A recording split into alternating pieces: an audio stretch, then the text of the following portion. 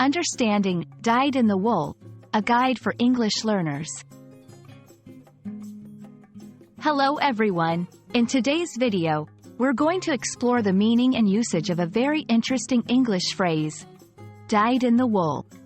Whether you're learning English as a second language or just curious about English idioms, this video will provide a clear and engaging explanation. So, let's dive in.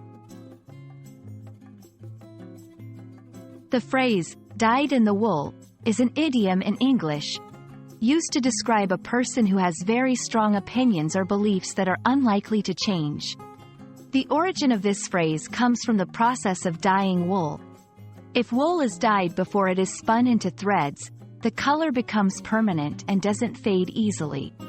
Similarly, if a person is described as dyed in the wool, it means their beliefs or characteristics are deeply ingrained and not easily altered. Let's look at some examples of how this phrase is used in everyday English.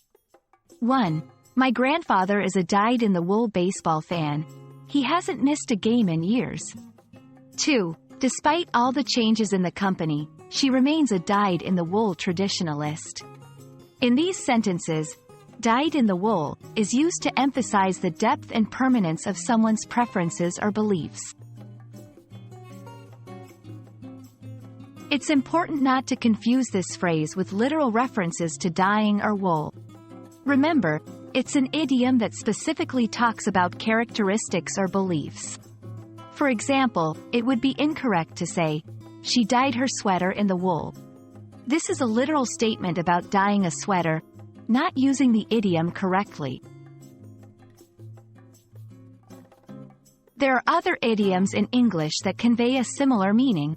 For instance, set in their ways. This means someone is fixed in their habits or attitudes. Hard-nosed. This describes someone who is stubborn or uncompromising in their attitudes.